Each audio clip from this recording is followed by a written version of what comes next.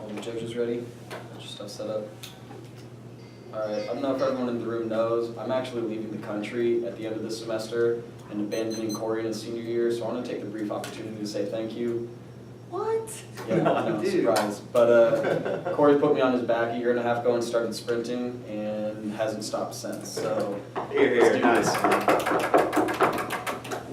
Observation 1 is the resolutional analysis. The ACE point is the resolution. The United States should significantly curtail the actions of Boko Haram. The B point is that net benefits is the best criterion for the debate, allows both teams access to predictable burdens and methods of refutation. The plan. The United States federal government, through the United States Army, will conduct a landmine removal operation to curtail Boko Haram's actions of laying landmines in the Sambisa forest.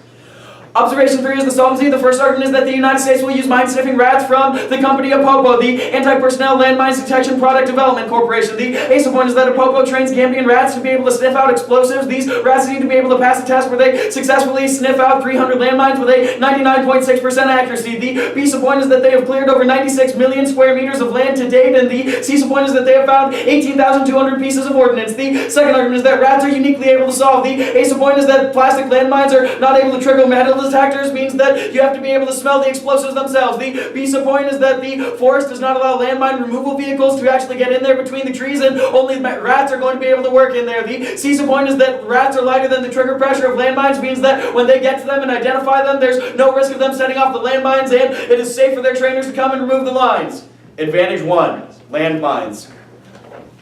The ace point is the uniqueness. The first argument is that the Sambisa forest has seen the planting of landmines to prevent troop movement to be able to counter Boko Haram. The second argument is that military officials in Nigeria, specifically Governor Kashim, has said that they can detonate the landmines. They just don't have the ability to find the landmines unless they already know where a minefield is, means that they aren't able to track the specific mines themselves. It's only when the mines pop up as a result of rain causing erosion and the mines becoming exposed are they able to deal with this problem. The B point is the link. The first argument is that we deploy Popo rats with their handlers to be able to address the issue of landmines in Nigeria. The second argument is that the mines are going to be removed as soon as the rats get there, because they're incredibly effective at this, and they're especially incredibly effective within Africa where they're originally trained. The C point of the impacts. The first argument is non-fatal casualties. Not everyone dies when they're hit by a landmine, but their life is significantly impacted. The A point is that these individuals lose their limbs. The B point is that this dramatically impacts their ability to work, that it is very difficult for these individuals to find work after they get out of the hospital recovering from their injuries. The C point is that this forces these individuals into poverty. When they don't have the ability to find work and stay competitive in the workplace, these individuals lose access to getting the money that they need to be able to pay off their hospital bills and be able to provide for their families. When you can't buy food or put shelter over the head of your family, you are forced into a form of poverty. The D point is that this poverty is what justifies genocide against these individuals. That when the state fails to recognize the needs of these individuals, that it is just the justification of the death of these individuals. The little E is that they lose access to land. That the individuals who farm on this land, even if they aren't hit by landmines, don't have the ability to farm on this land anymore for fear of detonating a landmine and being hit themselves, meaning that these individuals are also losing access to their work. I'll get you to the bottom of the impacts. The second impact scenario is that of death. The little A is that there are deaths that are happening today, that individuals who are trying to farm oftentimes find landmines that have been planted in their fields as an attempt to prevent people from moving through those regions, but also individuals traveling through the forest to encounter landmines and as a result die. But the B point is that these deaths don't end when Boko Haram ends, that these deaths are going to continue for years if we don't do anything to address the landmines. Individuals routinely die from 40-year-old landmines because landmines oftentimes outlive the regimes that plant them, which is the significant problem in the world today, and the affirmative is the only thing that is going to be able to resolve this issue. I'll take your question quickly. Yeah, so I'm wondering how many landmines and how many troops are you sending? How many landmines are there and how many troops? I don't know exactly how many landmines are there, enough to where you'll see this in the uniqueness on Advantage 2, and we're sending as many as appropriate. Like, we're not going to flood the place, we're just sending rats and handlers. Advantage 2, Boko Haram. Advantage 2 is Boko Haram. The ace point is the uniqueness. The first argument is that Boko Haram is attacking local communities right now, that they're enacting serious violence against individuals who live in Nigeria. The second argument is that they're specifically attacking agriculture, which is key to the economy of North Africa, but we're going to hear about that more in the impacts. The B point is the link. The first argument is that we are able to remove the mines and destroy the mines, that once the rats get there, it is going to be very easily to identify them. The second argument is that the Nigerian Army Chief of Staff says that he has expressed that Nigeria would like to attack the bases of Boko Haram that exist within the forest, but without mine-resistant vehicles, vehicles, it would be a suicide mission to go in there. This is a statement made on October 9th. They were successfully checking against Boko Haram until July when Boko Haram got access to landmines and began planting them. The third argument is that you can look to the feminist militant organization BBOA, who wants to check back against Boko Haram, but similarly says that they are not able to traverse through the forest to get to the Boko Haram base. And as a result, they're not able to check back against them. The CISO point of the impacts. The first argument is that there's kidnapping that is happening right now. Thank you, Corey. Like I said, backpacking me the whole way. The individuals who are being kidnapped right now, only 52 of the young women that were captured from a women's boarding school have actually been returned, and the rest of them have been married off and converted to Islam according to the statements made by Boko Haram. This is particularly problematic because their religious views and their beliefs in the world are being denied, and then they are being sold into sex slavery after that. These are two different forms of discrimination that is happening against these same groups of individuals, and that this problem is going to continue to happen until Boko Haram is checked back against. That there are regional actors who want to check back against Boko Haram, but they just can't get there right now, and that is what we are opening up. The second argument is about food prices and inflation. The ASO point is that there was a 9.8% increase in food prices in June, which was matched by an 8.2% increase in inflation. This was at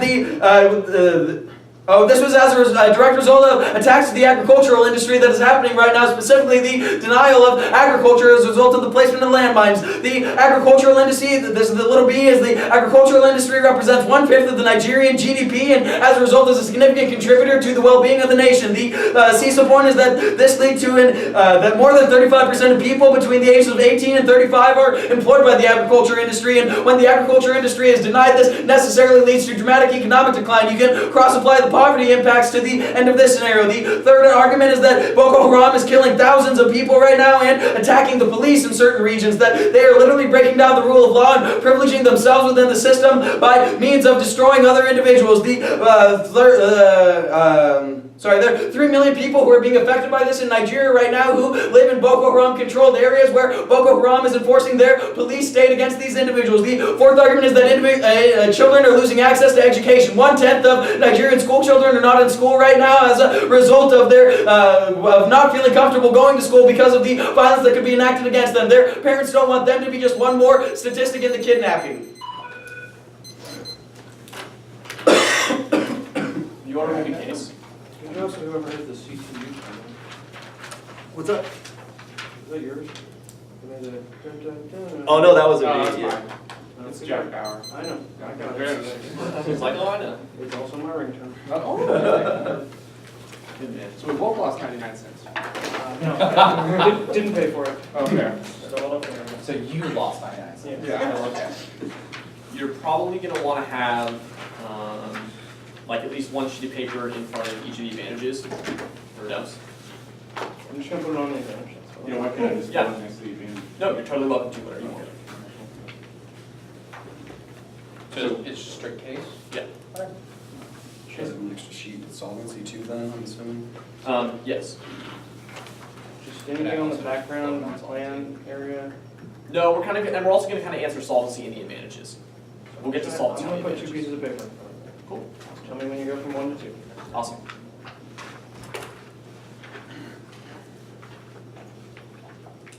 The Aff is never going to be able to resolve the inevitable spread of Boko Haram because the plan simply doesn't do enough compared with the status quo, which is already solving the problem. Our first case turn is going to be encirclement. The ASA point is an actual intervention increases the expectation of future interventions, which is always going to increase violence, which means when we send our troops into the region, they have the perceptual, there's the perceptual link that the U.S. is going to continue intervening in the region. They're going to continue actually sending troops in the region because the U.S. is actually now going to be taking a position on that, and they're actually taking side now. They're actually expanding military forces in the region. The empiric for this is going to be the United Nations intervention in Croatia, specifically when the UN intervened in Croatia that caused the Bosnian Muslims to siege unilaterally, which equaled a 3-year civil war, which means there's empirical precedent when a big international community intervenes in the country, and just that intervention causes the massive uptick of violence, which is the visa point. They try to accomplish a large number of objectives. Specifically, they say they're going to collapse all of Boko Haram, which just means that all that's going to happen is the types of bad impacts that we talk about when Boko Haram is actually capturing individuals and stoning people is actually going to be increased. They're just going to happen on a short time frame because they realize that it's just going to happen. they're going to get shut down by the United States, which means that all their impacts are inevitable. According to the Center for Strategic International Studies, the effect of increasing assault just increases the amount of mass killings that happen, which means the impact of this is the turns case. There is no way they're going to be able to solve for case because all we do is increase the theory of encirclement, which means that Boko Haram is just going to enact all the same assaults that we're going to do over the past year anyway. They're just going to do it under a shorter time frame, which means we're going to be on time frame because you make all the impacts about people dying inevitable. Whereas if you go for the plan or if you go for the status quo, we say we're going to argue that status quo solves, which means that you're always going to vote for us on time frame. But the second case turns to be Asia pivot. The Asia point is the U.S. is focused on Asia right now. You can specifically look to the policy of Obama announced Asia pivot. We're increasing our military deployments in the region. You can also look to the fact that the 7th Fleet is deployed in the region. We're increasing the amount of aircraft carriers specifically and the Aegis missile ships in the region because we're actually increasing our presence in the region and we're increasing the number of troops in Asia. If you specifically look to what's happening in South Korea and Japan, the piece point is the plan is going to redirect our military, our Congress and our armies focus away from Asia pivot and specifically towards the Middle East. Look to not only the perceptual but also the real shift in military power. Not only sort of the perceptual shift, now we are dealing a lot more in the Middle East. But we're also going to increase the perceptual shift or real shift because we're actually spending money and increasing the amount of funding that's going to the Middle East. So you're going to have to cut the budget somewhere else. But the point is the impacts. The first impact is it focusing away from Asia is really bad. The first army is going to be China hard right in a world where the U.S. is there to check them. The U.S. perceptually isn't seen as actually caring about what's going on in the Asia-Pacific region. This is going to cause China hard right, which is bad because it's going to increase the risk of war for Senkaku Islands from the United States. When China sees the United States is there to actually check any sort of hard right, it's going to increase the probability of war for Senkaku because of the 280 billion barrels of oil and natural gas and petroleum projects that are there in the region. China needs to fuel its own economy, which means they're only going to increase the amount of posturing and increase the amount of military presence in the region. In a world where the United States isn't there to check into the second impact is going to be there's less attention on North Korea, which is bad for a couple of reasons. The point specifically that North Korea is on the brink of doing a 4th nuclear test, and a 4th nuclear test is key to the militarization of a nuclear weapon. They've already done 3 tests, and the Center for Strategic International Studies says that if they were to conduct a 4th nuclear test, that would be the militarization break in order for them to actually get a nuclear weapon. But the beast point is if they were getting a nuclear weapon, they would actually cause an attack against South Korea, if it wasn't an attack on South Korea, in a world where North Korea gets the bomb, they're just going to get preemptively attacked by South Korea because they're saying, hey, there's now this aggressive country on the bottom of our border, on top of our border that has a nuclear bomb. We're going to bomb them in order to make sure that our country doesn't get hit first. There's going to be a preemptive strike, or North Korea hits them for its eyes away. About 72,000 people die from a nuclear strike, which is bad. The next case is going to be ISIS. The ace one is the U.S. is fighting ISIS right now, which is specifically airstrikes that we're doing and that are being successful in Syria against other Islamic militants. We're scaling thousands of the personnel in the U.S. is actually perceptually focused against fighting ISIS right now. But the beast one is specifically the Guardian on October 7th said that the United States is waiting to finish our mission against ISIS until we commit actions and we actually take action against Boko Haram. They reversed this trend because now they're bifurcating the U.S.'s policy options. Instead of waiting to finish ISIS and finish the job there, they are increasing the burden on the U.S. military because now we have to take a bifurcated approach to actually being able to solve both resets. What's the impact? First impact is going to be this means terminal no solvency because now the overstretched military now has to focus on fighting a war on 2 fronts, which decreases the amount of personnel and actual funding and real-time intelligence we can divert to each. But the second impact is this turns case because it means that ISIS or Boko Haram is going to win because the U.S. is not going to be able to maintain this bifurcated approach, which means that ISIS is going to spread, which makes all their impacts and you can extend all the reasons for why Boko Haram is really, really bad right now. They only make thousands inevitable. Let's go to the line by line on Advantage 1. They specifically talk about under the link level of the rats, specifically how the rats are really good, and that's like not what they talk about under solvency. My first argument specifically is going to be that they don't have any location technologies that they gave them. They literally, I ask them, what are you sending? They say rats and handlers, which means they don't solve for the root cause of the problem, which they say Nigerian government says is they don't know where the landmines are. Just because they send the rats there doesn't mean they actually are able to locate the landmines. The rats can dig up the landmines, but they don't have any arguments as to how they can locate them. But the second argument specifically they increase the risk of living. They only are going to increase the problem that they attempt to solve in a world where and now all the plan is going to do is cause Boko Haram to simply lay more landmines in a world where now they just realize there's a bunch of handlers and animals there. There's nothing that's going to stop Boko Haram. There's no perceptual stop and there's no real stop because they don't say these people have firearms.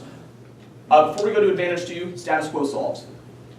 The first army, specifically leaders of Nigeria, Cameroon, Niger, Chad, and Benin, has specifically pledged cooperation to combat Boko Haram for 2 reasons. First of all, the increased number of border patrols, and second of all, they shared intelligence. Sharing intelligence is key to checking back for the armies about they make on the minefields. Already just means that they're sharing intelligence that can actually know where the minefields are. But the second army, specifically, the African unit recently conducted an Operation Conclusion project to curtail Boko Haram. Specifically, a joint task force that was recently implemented killed over 700 of the individuals. Means status quo is already rolling Boko Haram. The third army, specifically, special forces from Jaji, specifically specifically flush Boko Haram Islamists into territories out of the Northeast, specifically the investigation. They were able to launch the investigation into justice. This was able to completely slow the spread of Boko Haram. I'll get you at the bottom. But second of all, they also won a lot of the key battles that happened between the Jaji military and the Boko Haram in 30 minutes, which means we are absolutely devastating Boko Haram, and that was no need for the plan because we're already going to win. The final argument is to see Javi troops have superior weapons. They're able to have RPGs, which simply cannot be matched with the Boko Haram. Yeah. When was the AU fighting Boko Haram?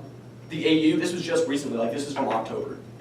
Yeah, so the 700 was back in July, but the new task force was just this October. Finally, our fourth argument though here is going to be that Niger soldiers specifically are able to are winning a lot of battles right now. Specifically, they killed over 200 of the extremists in the most recent in the Battle of Meiragrui, which specifically shows that Niger is already winning the problem right now. It doesn't matter if they're laying landmines, we're rolling them right now. And the arguments about charity intelligence check back for the army that we don't know what the landmines are right now. But the fifth argument specifically, Niger increases the security budget by $6 billion, which means look. The rats are not owned by the government. They are a private university that created the rats in the first place that are then lent out by the government. If they're increasing their military budget by $6 billion, they can just buy these rats, which means SWO solves already. But our sixth argument is going to be that Niger's government, once again, is also doing a super good job. Historically, over 500 of Boko Haram were arrested last year. They're getting rolled right now, and they have the military budget to afford the plan if they want it. On advantage to proper. The first argument is specifically going to be of no solvency because, look, they don't decrease the number of the militants in the region. They only increase the they only send they don't decrease the number of militants. They only decrease the number of landmines. They don't make any arguments that are specifically as to why landmines are key. Like they're in the forest, great, but it might be bad. But they don't make any arguments as to why landmines are key for the militant's operation.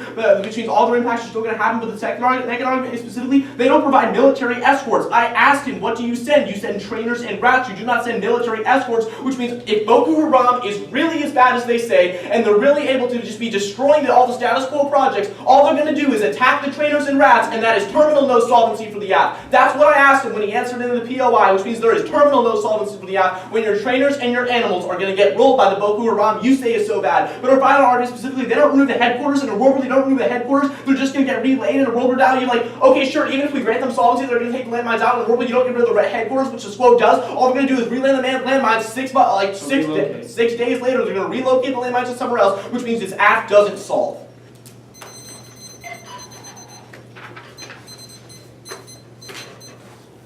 And it'll be the case straight down? Same order? Yep. Delightful.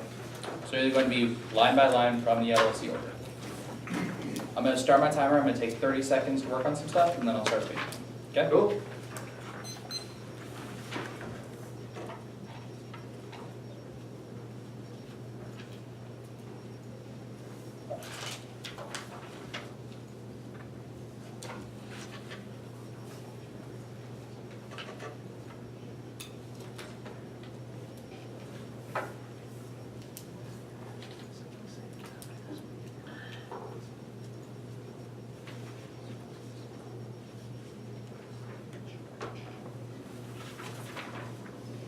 Okay. The first argument that makes about encirclement D. First one, we have a cut. I'm going to group all of these responses to the encirclement terms. The first response is that this is a humanitarian response, indicates that it won't be perceived as encirclement. That rather, when we are only removing the landmines, intending a limited number of troops who are the trainers, indicates there will be that this is not going to be viewed the same way. Indicates there will be no backlash against it. The second argument is that the United States hegemony is too low for the perception to be viewed. For the little A here is that our response to ISIS has substantially decreased the perception of the United States hegemony. That we have been failing in the response to being checking ISIS, indicates that the other countries and other groups have not been the same, indicates that this would not lead to a backlash. Additionally, the little B here is you can look to Russia has been kicking our butts in the Ukraine region. That the United States has failed, and the United States and NATO has failed to actually indicate have any effective response to the Russian aggression within the Crimean region. Indicates that other countries view our U.S. is very low. Additionally, the third argument is that there's no link to this. All of their argumentations about how we have to take on too many objectives indicates we won't be able to solve this. However, we only take one objective. We're removing the landmines. Indicates this allows for future actions against Boko Haram. This is the entirety of the thesis of advanced truth. There are multiple groups, not only the Nigerian government, but additionally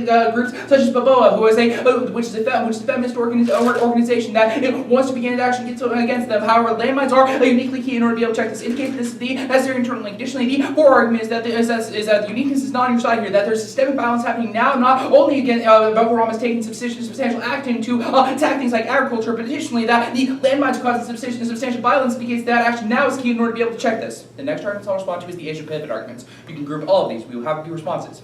First argument is no link that rats aren't key. That currently the rats are perceived the same way, indicates that we can still send troops, we can still send aircraft carriers and battle fleets. This is not going to check China rise. There's no indications why rats are necessarily key in order to be able to check China. Additionally, the second argument is there's no link to this. This is only a couple of thousand most. Most of the training that's happened has been on the Seaboard Naval Base in Japan. Indicates there's no reasons as to why the rats are especially key, and that this is not going to be viewed the same way. Additionally, the next argument is that China rise is inevitable. China has been increasing its hard power in multiple areas. Not only as they had a couple years ago, they retrofit an aircraft carrier, but additionally that they've been doing anti-satellite weaponry tests, and that this war in North Korea all are warrants as indications to why when China's hard rise is inevitable means this is not going to be this is not going to function. Additionally, the next argument turn that by increasing humanitarian response, we can actually have engagement with China into the future. Means that when we actually work cooperatively within regions, especially Africa, where China's been placing their focus in cooperation with things like the AU as an indication of what is going to result harms in the future. Be able to check a violent China rise means that we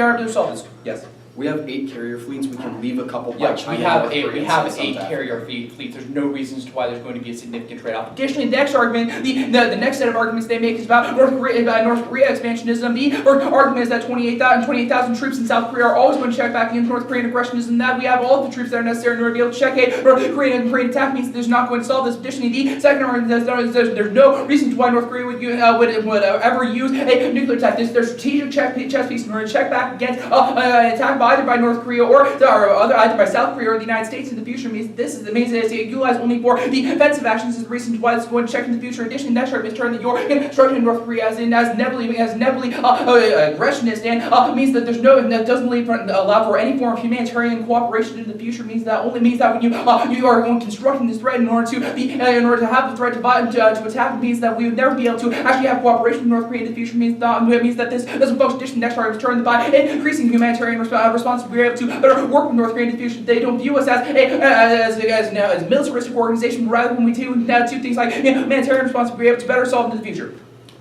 Additionally, they say that South Korea is going to respond. No chance of South Korea response when things like mutual defense treaties means that they're always confident of the United States defense means they would never attack us because they would know they would lose the United States response.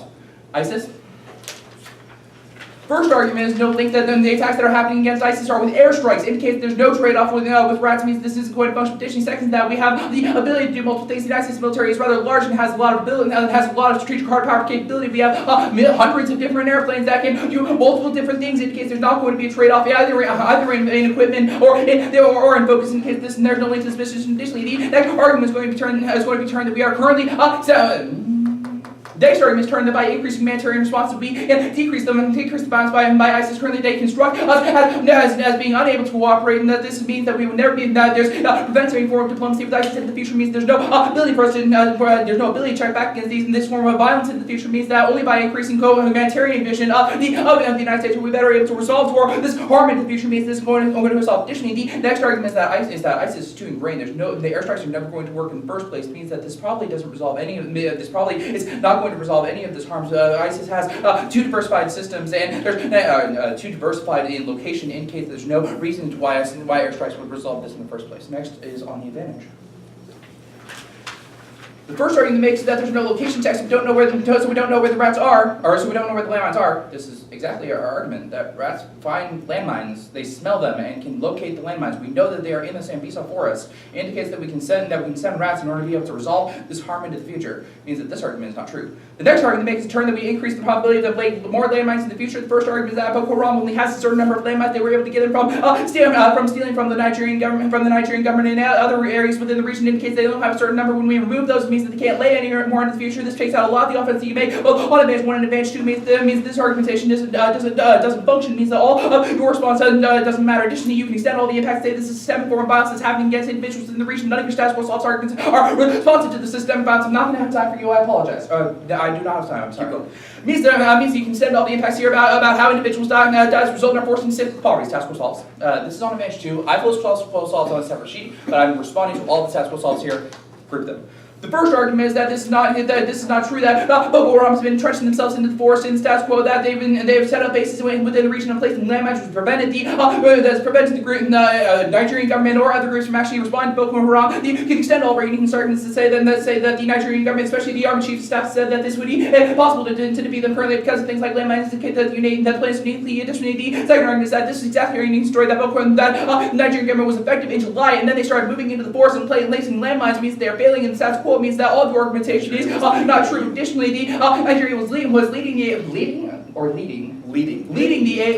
AU indicates that the Nigerian government indicates that the Army Chief Staff Warrant is probably better than all of your analysis. You say that the rats can be owned by, can just be bought by other areas. This is not the way the training works. That it has to be one trainer, one rat. Only the United States currently has the technology. It means that we can't just buy it in the future if it's true proper.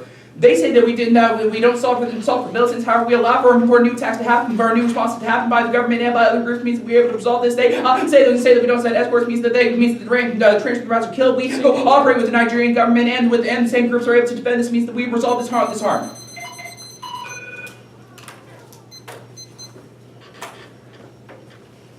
Okay, cool. We're going to start off then with, we're going to, same order, how's that sound?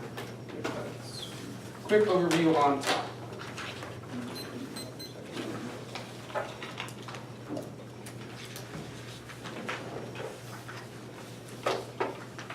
Everyone ready?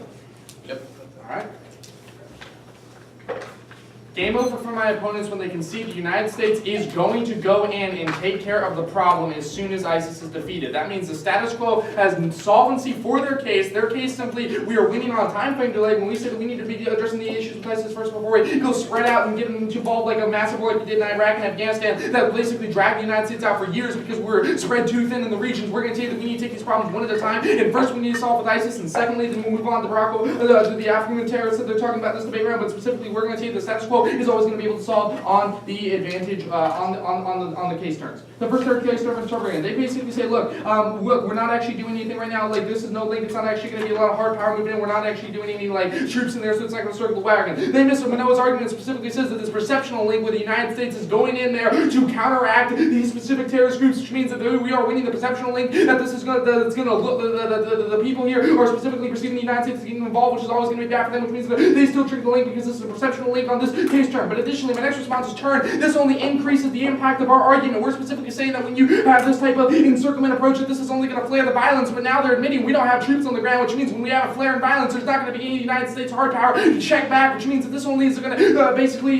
boost our turn. That specifically you're going to be increasing the violence within the region, and there's not going to be any U.S. forces to check back. Go to the next argument. They say the United States is hedge light low right now. The first argument is that like ISIS has been like we have been losing the war on ISIS. I'm not sure what news media you've been debating, but like watching. But my response is turn. We've been killing thousands of ISIS terrorists that have definitely been seen as the United States doing a good job with the ISIS region. Additionally, we've been keeping casualties minimal with a lot of our strikes, unlike the war in Afghanistan and Iraq in the past under the Bush administration, where drones killed a lot of people. We have a lot of new policies in place that are actually resulting in less civilian casualties. So if anything, the United States head looks high in the squad because we're not actually letting people take over Iraq that we've spent 10 years actually. And the next argument was that Russia's weakness in Ukraine. My response is turned. Specifically, Russia withdrew their troops from Ukraine last month in response to pressure by NATO, the United Nations, and the United States, which means if anything, we're actually looking strong right now as a military force. Booyah, America. Go down to the next argument. This is no link. My response is again that they are not talking. Our link is that it's going to the United States is perceptually seen as getting involved here. And then their final argument was that the uniqueness. They basically say that the violence is now. But my response is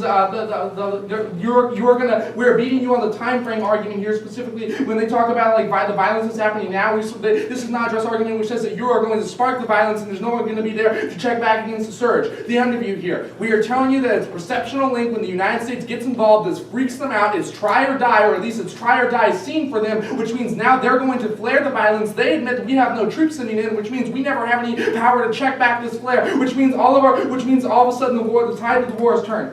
All of the bad things Boko Haram would have done over the next couple of years get consolidated in the next few months. All the bad things he would have done over the next couple of years will be consolidated in the next couple of months as he sees this as a try or die situation and he doesn't have time to go about his plans carefully. He's going to give it all rush force and there's not going to be any U.S. reinforcement troops there. Go down to, so you can extend the turn to increase violence. On the turn of the Asia pivot, We're not going for this. Extend their no links and specifically extend the China rise is inevitable. A couple things I do need to respond to. First of all, they talk about how this is going to engage with China, but first of all, they have no cooperation mandate in their text, so they don't actually give any cooperation here. But additionally, their no link arguments are probably reasons why their turns are thumped, because there's no correlation here between China pies and the rats that we're sending into the country. Additionally, they have one final turn on the bottom where they say North Korea, and they say that we're going to be able to like conduct and cooperate with them because North Korea is all of a sudden going to look like the United States is willing to be reasonable. My first response is that this is specifically like there's no brink scenario for this right now. The relations between North Korea are really bad. They don't show why we're going to push them over the brink. But the next argument is they don't give you a warrant for why sending rats is going to affect North Korea's perception of the United States. My final response is no impact. They just say we're going to increase cooperation, but they never tell you what that cooperation is going to do. Don't do the work for them. They never tell you why cooperation is going to solve piddly squat on ISIS.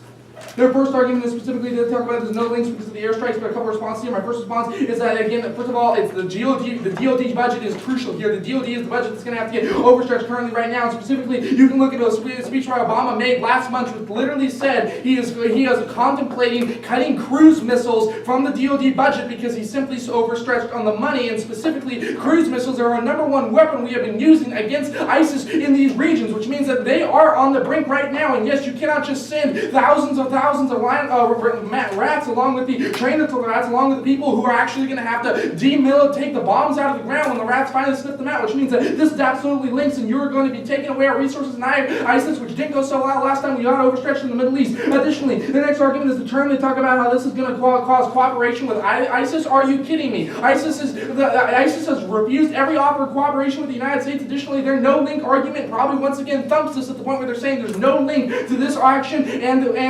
like what they're going to be seeing here. And additionally, they give you no analysis for why we're anywhere near close to the brink with ISIS. ISIS is not even engaging in talks with the United States. If we're not in talks, then there's no way that we're ever going to be able to get enough sway for them to actually do anything because, hey, they won't talk to us. They're too busy chopping off heads. On their final argument, they talk about ISIS is like winning right now, but my response is that we're killing thousands, are on the verge of victory. We cannot afford to take the risk and do the same mistake we did within the Bush administration where it's like all in on the Middle East and then like a little bit everywhere is essentially no victories anywhere. The analysis that I gave you from The Guardian says we're about to finish. Yes, extend that argument. Manoa makes into the subpoint B of this, which says in two things. Number one, the United States government is on the brink of neutralizing the ISIS threat, and two, the United States, the military forces have said that when ISIS is neutralized, they will go in to take care of their advantage, which means their advantages are solved by the status quo. U.S. has literally said we are going in once we get out of our first job. Let's not interrupt the process and cause us to fizz out and solve neither. On the Advantage 1 proper. First of all, they talk about how they're going to still know the location. Fine, we're not going to that argument. Go to the turn. They talk about how they say look, they're going to be the Nigeria is basically getting backlash. But my response is, oh yeah, they say they steal the landmines from Nigeria, so they don't have an infinite number of supplies. My response is this is not true. Look to Iraq and Afghanistan where they can make homemade explosives. Additionally, their own analysis about how they can use plastic landmines is probably indicative of the fact that they're not just stealing these from Nigeria, but they're actually able to make these because they're made of more simple ordnance and explosives, and they don't need to steal these from Nigeria. But the third argument over here is that look, they're misunderstanding our argument. Our argument is that they are simply going to relocate the mines that they have that have not yet been exploded to a different area. If you look at their plan text says that we're only going to go in the Sabasab forest, which means that once that, they're just going to relocate to not that forest and not that region, which means they have terminal no solvency. IEDs in Iraq proof. IEDs in Iraq prove. Look, they are able to have a lot of IEDs in Iraq without having to go steal them from the government. Your question, quickly. Does Boko Haram even have the ability to remove landmines without triggering them? First of all, I would argue that there's probably a good reason for why he could do that, but even if he can't, then we're not saying that you say location is the only barrier. Yeah, you're saying location is the only barrier, but finally, it's not like they put every last landmine they own into the ground. They still have stockpiles of landmines according to your own analysis they've stolen from the government, which means they can just relocate and use those landmines to create a new circle. You don't give any brink analysis for why they're running out of landmines now. Additionally, if they're stolen from Nigeria in the past, we'll probably do it again. Go to the next argument. They talk about how basically not true on our status quo solvency, and they said that they're in the forest in Nigeria, you can't attack them. My first response is again, they drop all of our warrants and numbers specifically talking about 700 that we killed a couple months ago and the 200 we killed just this past September, which are good reasons why Nigeria is winning the battle. It turns your uniqueness is outdated. But the second argument is that they don't need land trades. They can use things like airstrikes or mortar strikes to get past the landmine regions, and they don't tell you why land assault is key. On Advantage 2, I want to extend, they basically say that not stated by the government, but my response is again cross-applied solvency, we're already solving right now. I want you to extend Manoa's third argument specifically says they will just move their headquarters. They don't address this, which means they have no terminal solvency, which means as soon as we go in, they simply relocate their headquarters. Case never solves. Order's going to be impact calculus sheet on top. Then we'll do encirclement, ISIS, squo solves, add 2. And put Apple on the bottom. So impact calculus, encirclement, ISIS, squo solves, advantage 2, advantage 1.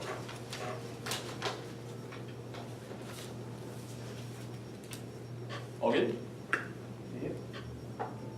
We will win this debate for 3 reasons. First of all, we are winning time frame because on the encirclement argument. We are saying that all that's going to happen is all the violence that is going to happen over the next couple of years is now going to be condensed into a shorter time frame because there is the perceptual link that the United States is actually getting involved in the region. They can see the perceptual link out of the LOC, which means that it's too late for them to respond to that. This is bad because it wins on time frame when they can see way too much analysis on the squo solves page, meaning that we are long-term going to be able to solve for Boko Haram, which means time frame is key here. We have proven that in a world where you act now and act in such a violent, irrational way, that would cause the perceptual link to be triggered that Boko Haram now perceives the United States as being involved in the region, which means all of the impacts they're going to talk about in the PMR, about all of the violence being inevitable, all is going to happen in a shorter time frame over the next couple of months. I don't think they understand what our argument is out of the first speech. They're going to go hard for the fact that they're just a humanitarian response, but they can see the perceptual link, which means it doesn't matter if it's technically on the books humanitarian. Their plan says the United States Army, which means the perceptual link does happen. They can see the impact of this Terms case. All of the violence and all of the massive unrest that happens in the region now gets condensed into the next couple of months, which means all of the deaths happen more, and you would have solved long term if you would have just stuck with the status quo, which means we're going to beat you on time frame. We're also going to win magnitude for 2 reasons. First of all, because the case turn proves that the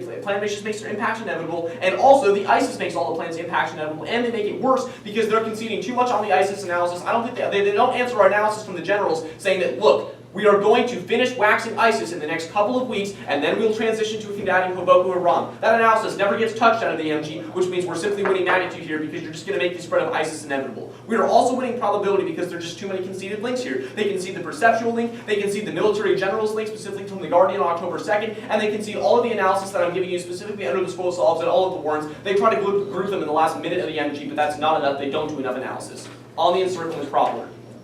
I first want you to extend Brandon's perceptual link. This doesn't go touch. This is one of the biggest arguments in today's debate that they fundamentally mishandled in the member of government speech. They're not going to go for the U.S. hedges too low because they're simply wrong on this question. The fact that the U.S. response to Russia and Ukraine proves the U.S. hedges low is blatantly false. There's a reason why Russia withdraws troops from Ukraine. They are simply wrong on these questions, and they do not do any work on the impact of this argument, which means it's turned case on ISIS. The most devastating argument they can see here out of the few is, first of all, the fact that the DoD budget. We specifically say that there is a brink for how much the budget how much we can spend in the DoD budget right now. And we specifically say you're going to cause a bifurcation between ISIS and Boko Haram. Specifically, we talk about in a world where the status quo is Obama saying he wants to decrease cruise missiles because the budget is so questionable right now, which are key to combating ISIS. You're now going to reallocate the money that would have gone to cruise missiles now to these rats to combat Boko Haram, which we would have done in the future, but you make it happen now, which means you make ISIS winning inevitable. The uniqueness story that we're winning says that we're beating ISIS now. They changed the uniqueness in a world where now we are no longer beating ISIS because they destroyed the crucial technology we would have had, which makes ISIS spread inevitable, which makes their impacts inevitable and makes them worse. On squo solves.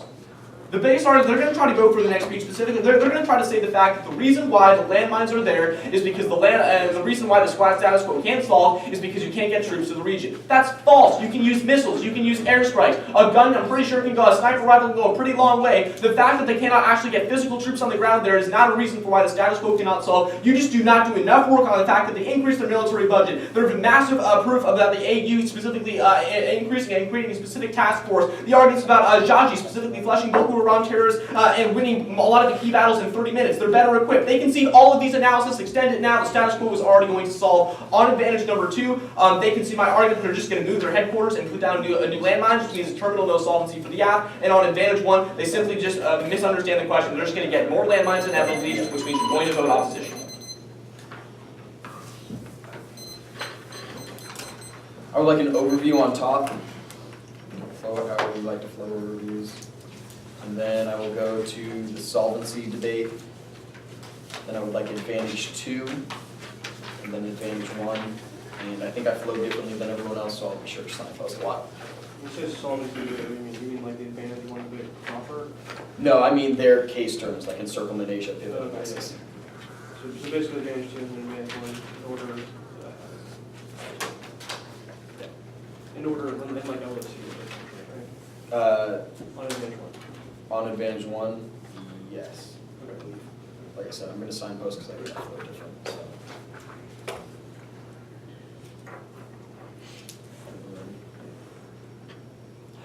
This is going to be a very easy ballot for Nevada CN today. My opponents are going for the status quo, however their uniqueness works against them. Their status quo solve argument is that Nigeria has the ability to quote-unquote roll Boko Haram. However, we say that Nigeria can do this too. We just say Nigeria can't get there right now. When they don't understand this coming straight out of the PMC, they're never going to be able to win this debate. Moreover, they have to win their ISIS arguments in order to win this scenario, but when they're making key concessions about how the United States is never going to be able to check back against ISIS, they're never going to be able to resolve this issue, and the affirmative team is going to win the debate.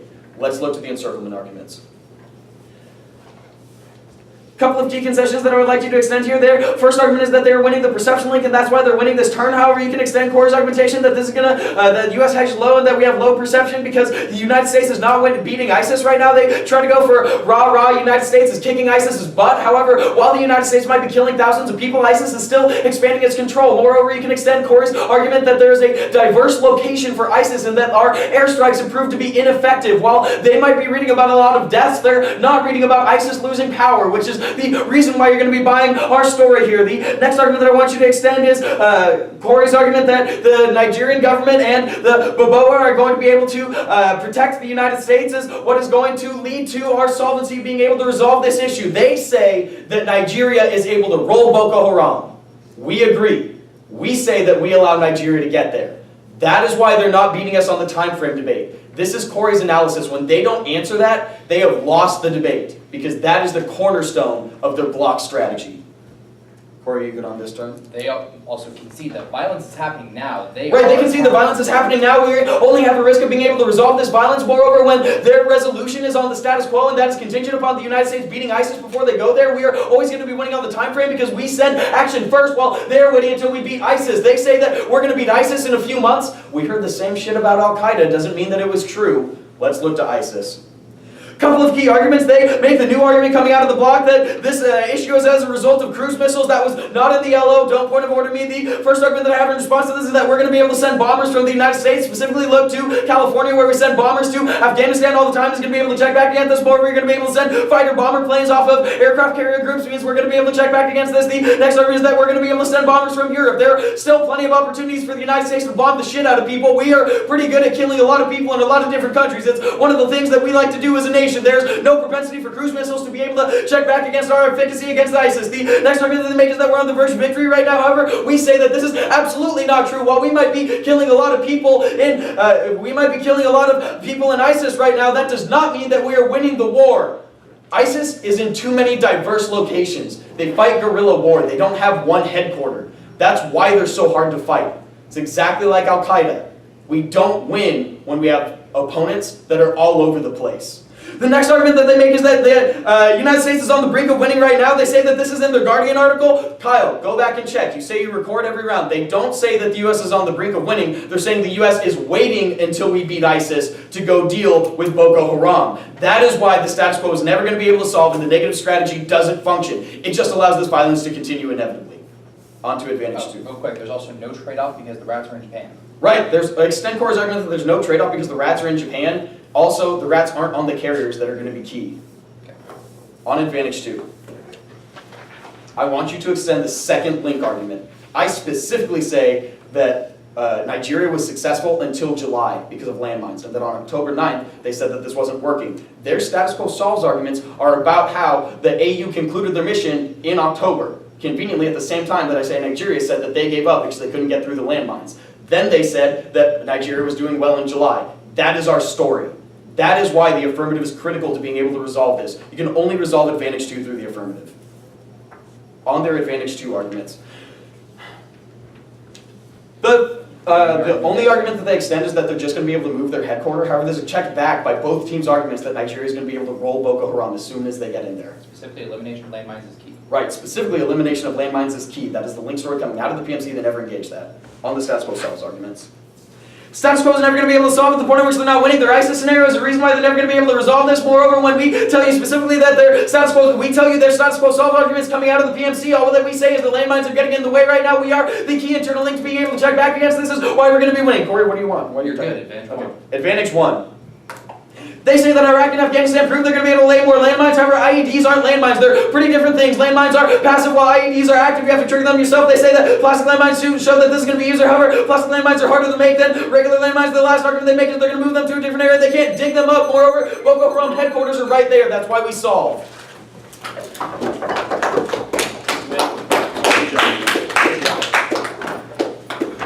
For the affirmative, and I guess I'll go first since I'm stating it. Honestly, this was a really good debate. The thing I like, one, I thought both teams adapted to our philosophies, which is really cool to see because you guys are actually going for the arguments the right way.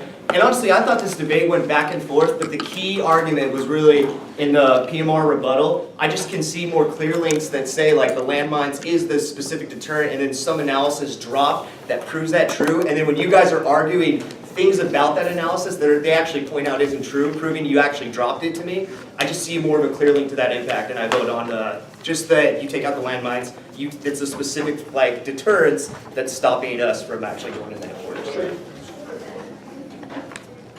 You want to go, Kyle, or you all good? Or you want to think about it a bit? No, I'm good. I'm ready. Oh, yeah, go ahead. Okay, so the thing that I'll say, I was going to wait to go last, so I'm going to be a little bit long-winded. This is probably one of the best. This is probably what I don't know if I would say best because I don't want to create a category, but this is like one of my favorite debates I've seen in like probably a couple of years. Yeah, you guys are all. I think everyone debated awesome. Yeah.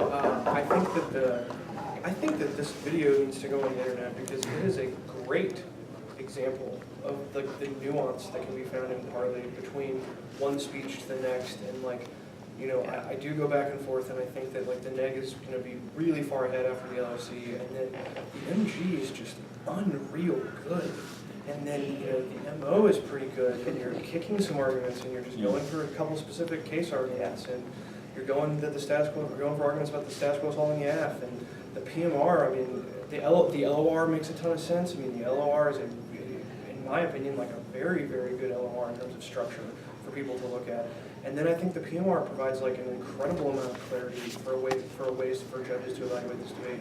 I can't commend all of you enough. I think this was a fantastic round. Hell yeah. You look back and you say like, I mean, it's just weird because like we always sit around and we tell our students like, hey, go look at debates and stuff, you know, and that's how you get better. But like the semifinal debate at the MPTE often is not the best debate that occur all year because there's these pressures associated with it, the topics, and like just I don't know the dynamic between the debaters and how the judges' philosophies are. I mean, I just think that this debate is really, really cool. Really good. Hell yeah. I'm glad that it happened. Thank you. This should be a thing that you look back when you're, like you said, your debate career, you know, might be close to over. This is one that you look back on and you're just like, this was a badass execution of like a fast debate, tight flow. Everyone is making a lot of sense. It's just really, really cool.